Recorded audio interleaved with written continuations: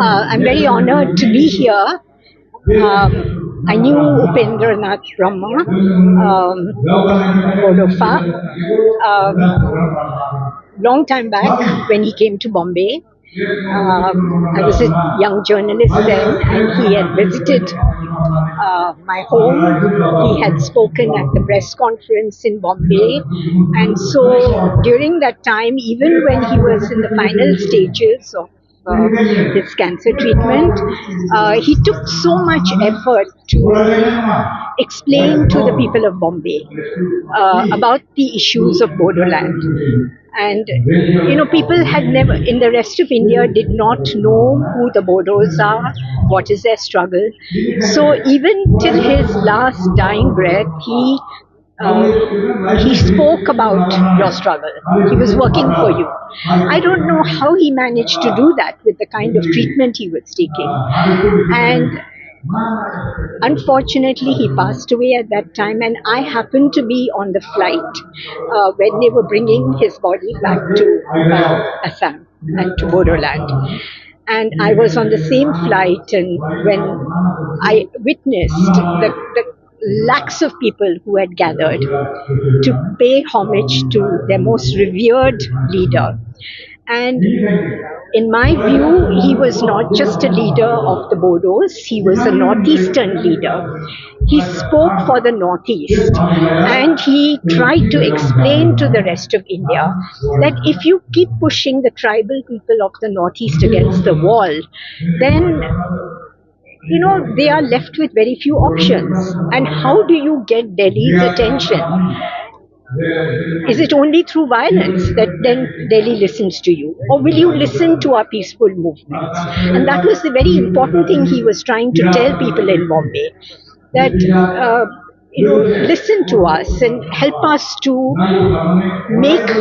to develop according to our aspirations and our needs, that the tribal people have their own destiny and they do know what is development. They have nurtured the forest, they've nurtured this land, the water sources of India, the food of India, all of this comes from these areas.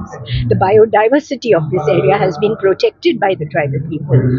So I think he, through his demand for statehood, for Bodoland, for sixth schedule, all of these were ways of telling the rest of India that the tribal people deserve this autonomy and that we have the capacity to make the right decisions that are good for everybody. So I feel that the rest of India, and I wish that our government in Delhi would award बड'फ, Upendranath Brahma, the Bharat Ratna, because he is one of the most outstanding leaders of our time, and we are seeing the phases of the Bodo movement as it, at different phases, and it went through rock bottom after he died. I mean, the kind of violence and chaos that erupted also happened at that time, and it was a very challenging situation for the Bodo leaders to deal with. And there was hostility all around. And yet you have managed somehow, and led by Apsu, the legacy of Upendra Brahma. Apsu was such a powerful force in bringing the communities of Bodoland together, and that you united in this demand for sixth schedule.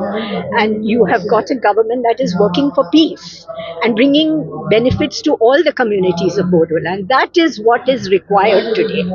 And let us not give in to hatred and division, because that you end up being the loser at every step of the way. So I feel for the Northeast that this is the legacy of Upendra Brahma, that how do we carry people forward together in peace and working together for development and for the benefit of everybody. So I hope that our government in Delhi will award him the Bharat Ratna. He deserves it, and we in the rest of India will take great pride, as would the Bodos and the people of the Northeast.